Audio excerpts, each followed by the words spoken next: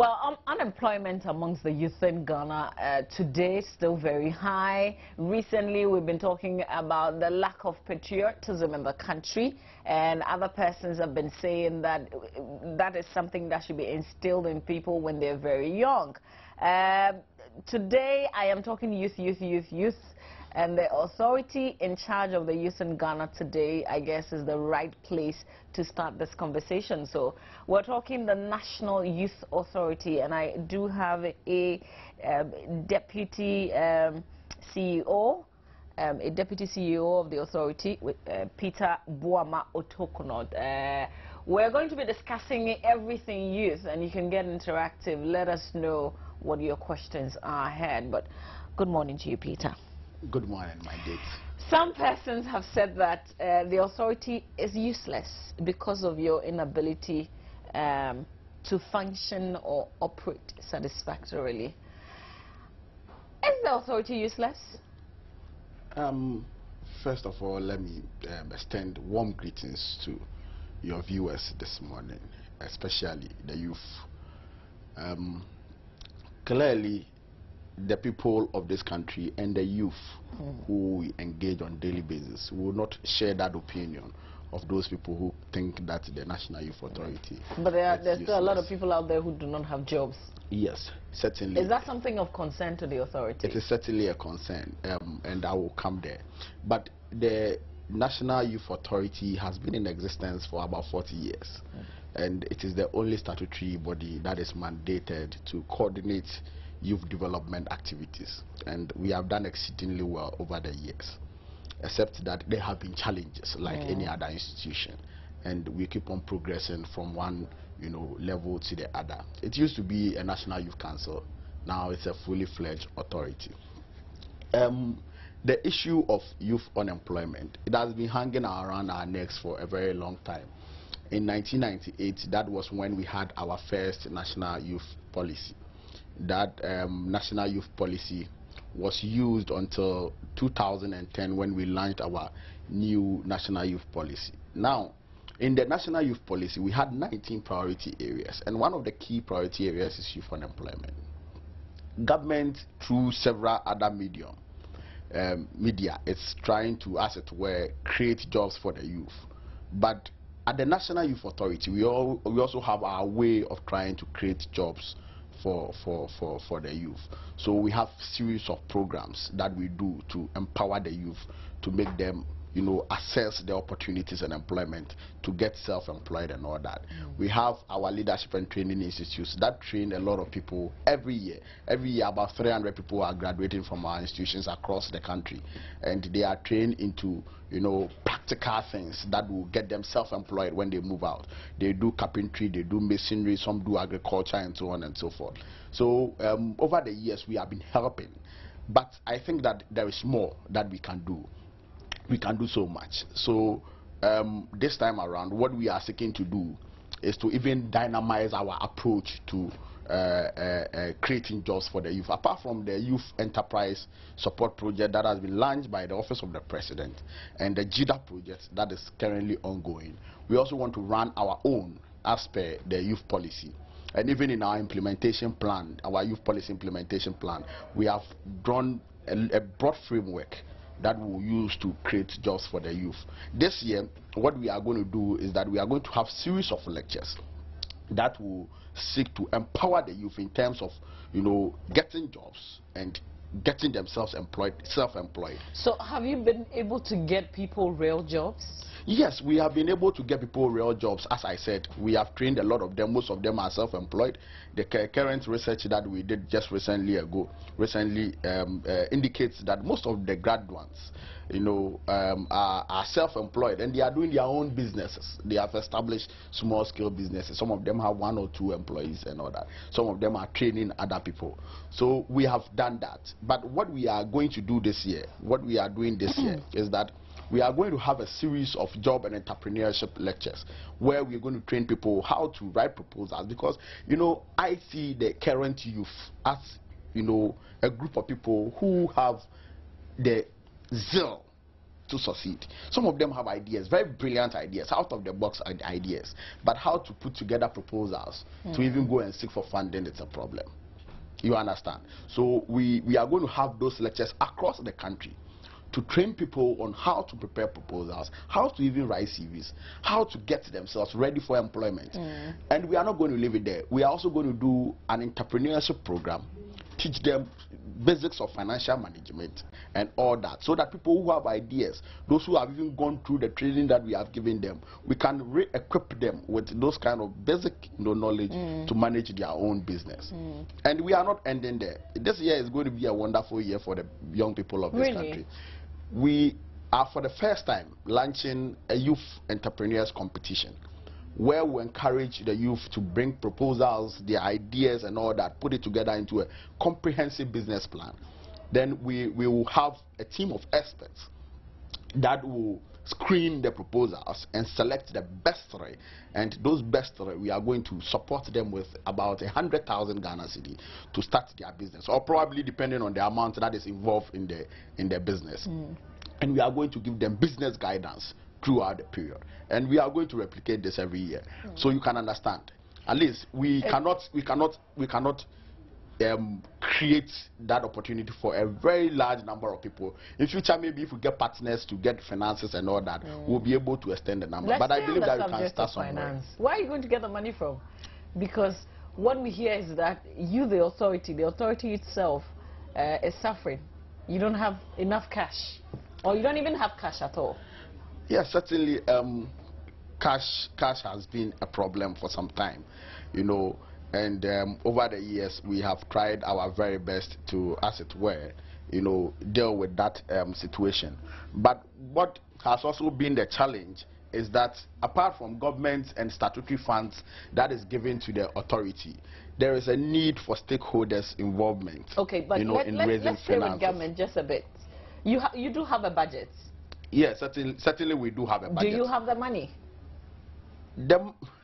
As we speak, you know, the appropriation bill has not been passed, so we can obviously not have our money. And you're not complaining. But even with that, you're not complaining. No, but even with that, none of the institutions have had the appropriation. So why are you not complaining? We're not talking about all the institutions. We are talking about the National Youth Authority. That is where ingenuity comes in. That is where creativity comes in. That is where leadership comes in. So you're not worried? For the past 3 months, we have been operating and doing programs. We have just yesterday we have launched our new website, you know, with a new database that is, you know, going to help us engage the youth and all that. So money is not an issue. Money is certainly an issue. Money is always an issue in every institution, every state institution. But we are doing our very best not to rely on the inability of governments to release the money necessarily, not to do anything. We don't want that to be an excuse for us. Can we come back to what exactly the National Youth Authority is supposed to do? What is your core mandate? Our core mandate is to champion youth development, to lead youth development in Ghana. Now, when we say youth development, it means that we are supposed to lead the campaign to empower the youth. We are supposed to get the youth ready for the opportunities that are available. We are supposed to direct them to the opportunities. We are supposed to guide them when they have access to opportunities. And that is what we have done over the period. So you think we're empowered enough today? Yes, indeed. We cannot be fully empowered. There have been challenges. I'll be the first to admit that, you know, the youth are having challenges, because before I went to the National Youth Authority, as a youth, I had my own challenges. I had my own ideas. I thought that we could do things better. You get me? But the fact is that we have come a very long way, and there's a lot that we can do, and we hope to get there. We hope to. How are we going to get there? Because it sounds like we're crawling, or we're not. We were crawling, but now I don't think we are crawling. Really? Yes, I don't think we are crawling, because looking at what do you see from where you sit? Looking at what we are even planning to do this year, the programs that we have this year, the talk-off that we are having this year. Mind you, there is a new leadership at NYA just after last year. There's a new leadership. And you know, No, so we are late hoping last year. Late last year, and we are hoping to do things very different. We are hoping to go outside the box. We are hoping. You're still hoping to? I mean, at least that was in November. November, December, January, February. This is March.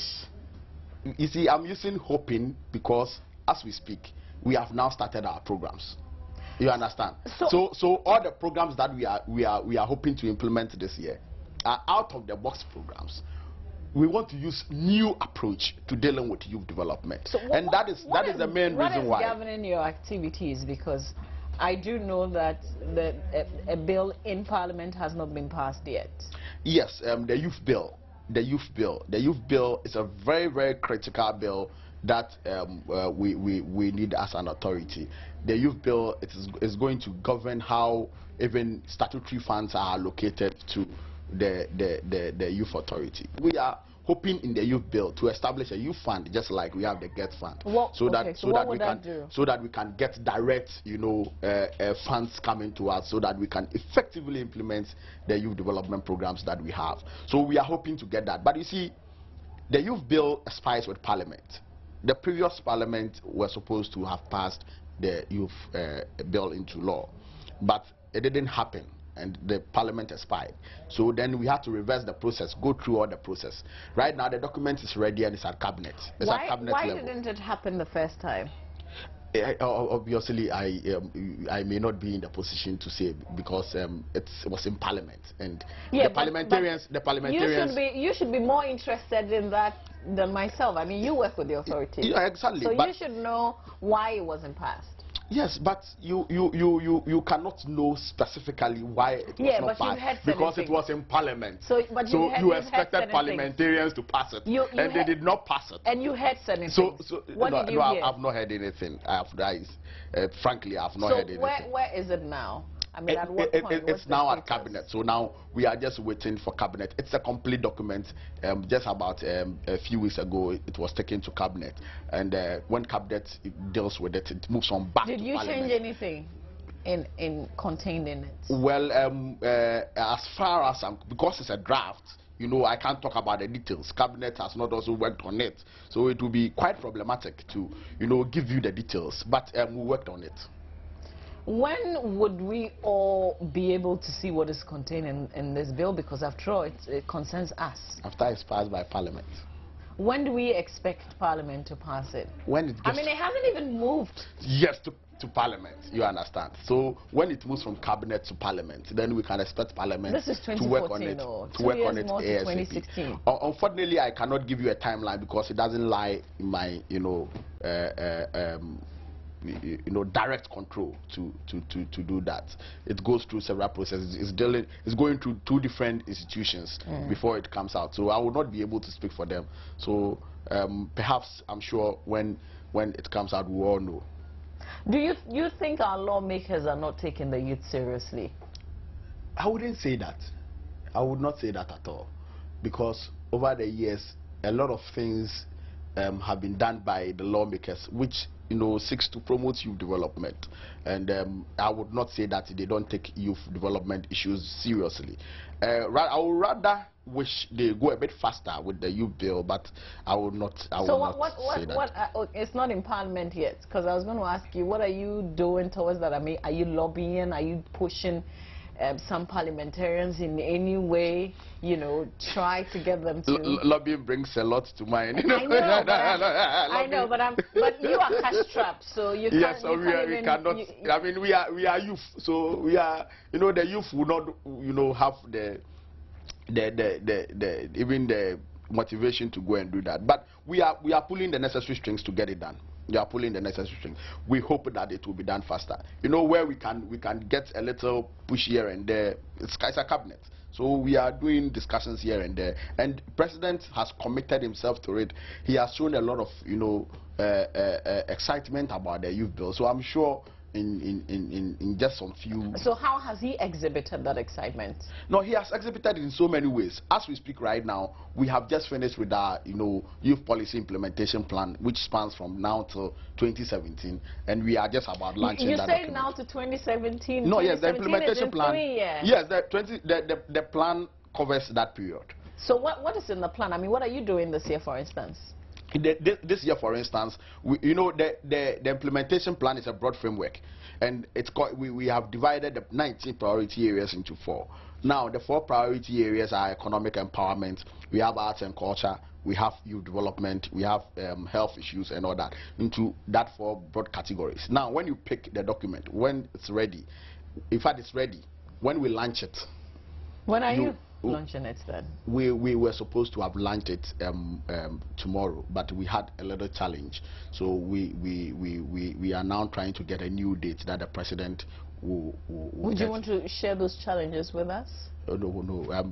I mean, why not? It's a common challenge. It's a common challenge. It's a challenge with resources and all that, putting things together. And if you say resources, you're talking money, aren't you? Yes, I've mentioned that already. That we have not received, yeah, but you gave the impression that you're not worried about that. It wasn't hindering anything. Really. No, I said that it's a problem, it's a challenge, but you cannot use that as an excuse. Something must be done. As we speak, all is set. Yeah, but the launch has been called off for tomorrow, at least. Yes. And we do not have a new date. Yes.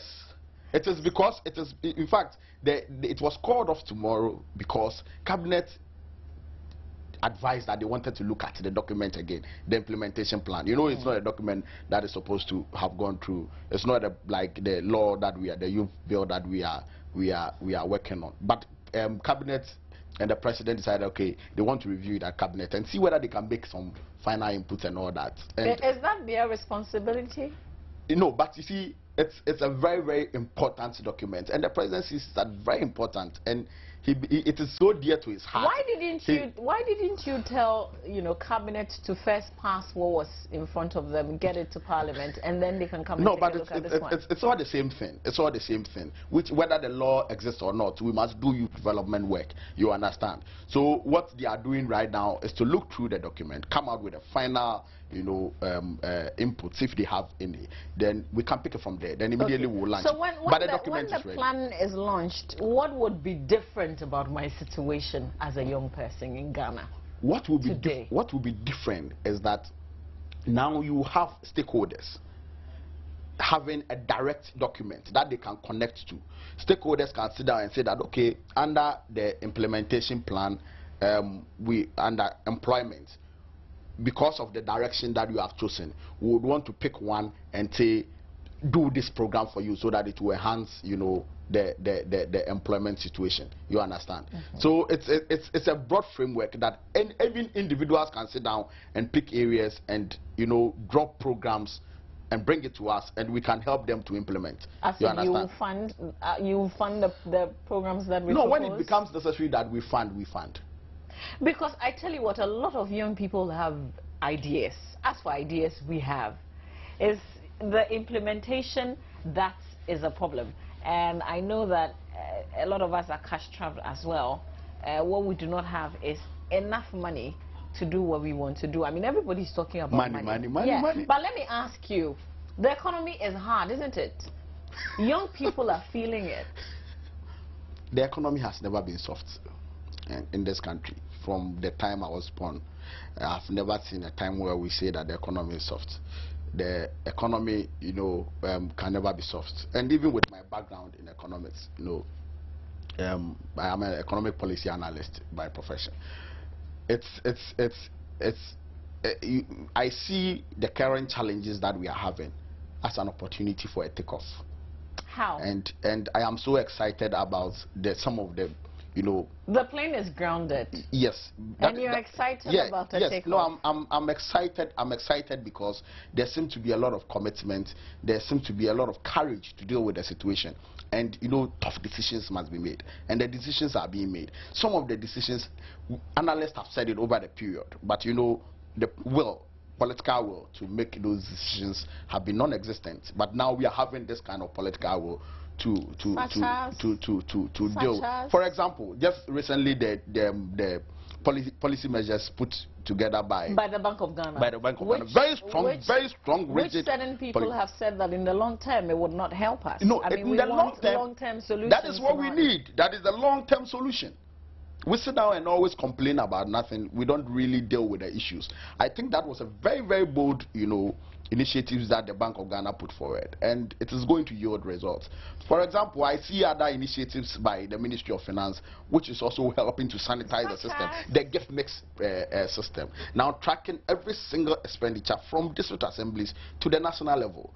This is a and the NYA is using the gift mix system. It controls spending. It controls profligate spending. Then when you are able to... you don't even have the money. No, when you are able to control spending, what you do is that you control exchange rates, you control inflation, you control all the macroeconomic variables, and you have a stable economy. So how long has it been since the directive released by the Bank of Ghana? Are we seeing results? Yes, there's enormous results. When we had about the CD to the dollar around 2.9, exchange rate 2.9 Ghana CD. Now it's around 2.46 Ghana CD. That's very significant. Within 2.46. I'm telling you, it's, within just this few days. But it's still really, really high. No, but if we are able to achieve such a result with such policy within these few weeks, it tells you that if it continues, we are going to get better. So what are you getting from young people? What are they saying about the state of the economy today? Obviously, young people are quite worried, and young people are so optimistic because the future is ahead of them. They have plans. They want to do things, and there is something so exciting about the current crop of young people. They want to succeed. There is something in them that they want to find, and they are finding them on a daily basis. When you speak to the young people, you see how creative some of them are. Very new ideas. You will need to create the stable economic environment to let them develop, and that is certainly what government is doing, and I think we are doing very well. We are doing very well. Who is measuring what you're doing, and by what can we measure what you're doing? Well, by the results of what we are doing. As I said, the decisions, the economic decisions that have been made over the period are yielding results. Now, apart from that, there are so many changes in how even the youth of the country, they are thinking. It's changing. Beyond that, one other critical thing that I think when we do, will just promote youth development, just in addition to what the government is doing in terms of the economy and all that, is to instill in the people a sense of national unity and patriotism. And that is the only thing that is lacking now. I think that the current crop of young people have it all. It's left with patriotism and national unity. And we are hoping to target that this year. We are hoping to work very hard at it to make sure that we instill in them, at least we put a dose of patriotism and unity. How are you going to do that? What we are hoping to do this year. Because when you talk to some older persons, they will tell you that in their time they knew who the ministers were. Everybody could recite. When you hear the national anthem, you feel that this is my country's national anthem, and it really didn't matter where you were, you would be attentive. But all that is missing today. How many of us know our ministers by heart? I don't think knowing your ministers is patriotism. No, I certainly don't think so. Patriotism is not about knowing a minister or knowing an individual. Patriotism is about knowing your country and loving your country. Isn't knowing your ministers part of knowing your country? I mean, patriotism goes far, far, far beyond knowing your ministers, and we shouldn't limit it to knowing your ministers. What we are hoping to achieve with our patriotism campaign is to get the ordinary Ghanaian live beyond himself and feel that it's all about him. He lives alone. No human being is an island, but that is where we are getting to. So we are hoping to move away from there, where people will feel very patriotic, where you will know that when you drink a sachet of water and drop it in the gutter, you are creating a problem for the country, where you know that when your refuse is full and you want to dump it and you dump it in the gutter, you are causing flooding and all that. So that is one angle that we want to go. We want to see people, we want to get our young people to be selfless, to feel united. This country is so divided. Sometimes I get so amazed. We are so divided in this country. We need to get united. We need to see ourselves as one people. What is dividing us? What do you think? We are politically divided. We are religiously divided. We are tribally divided. So how do you intend bringing us together then? This year, we hope to hold a series of patriotism and national unity lectures across the country. We are starting with first one in KNUST, then we'll move to Tamale, and all within this year. We are hoping to bring, seasoned, leaders in this country, people who have done it before. Previously, patriotism was on the high in Ghana. So we have people who have gone through the mill, people who really know what it takes to be patriotic, who have deeper insight into what national unity is all about. People who are not political, to just come together and try to instill some dose of patriotism and national unity into the young people of this country, and that's what we are hoping to do this year. Okay, so by the end of 2014 you would have achieved? No, certainly by the end of 2014 I know that we will not have completely gotten every young person in Ghana, patriotic or united, but we would have got somewhere, and we will continue to make sure that we reach everybody and have a very, patriotic state and a united country. All right, Peter, unless you want to give us, and should I push you to give us a number if a young person wants to get in touch? Yes, certainly. I mean, it's in the right direction. When we were about to start, I mentioned that we have just launched a new website yesterday. Now, what the main motive behind that website was to get very interactive. So when you go onto the website, the products, they are very interactive. We have live youth dialogue. We have the youth blog where you can just write, subscribe. We have Repo Talk, which you can just subscribe with your phone number, and every day you get messages of on reproductive health and all that. We have so many new things on that website, and you will. So what's the address? And it's www.nya.gov.gh. And we have live streaming of almost all the social media that we have on the internet. We have Facebook, we have Flickr, we have Twitter, and all that. So people can follow us on Twitter. And we put so many information there. We get opportunities that, sometimes you must get to the youth with those opportunities, and you are not able to get to them. Right. So we put all those things online, and you can access them. Then again, it's mandatory for all youth groups in Ghana to register with the National Youth Authority. What has been the practice is that they have to walk to the nearest NYA office before they can pick their forms. So now they can do it Now they can do it online and submit everything online and get your certificate. Peter, we'll be tracking what the NYA is doing, and we will get you in studio again. But thank you for your time this morning. We'll be glad if you track us. We'll be so glad. All right, so that's it for the AM show today, Wednesday. Join Roland and myself tomorrow, God willing. We'll be here. Thanks to everybody who made the show possible, and thanks to you for watching.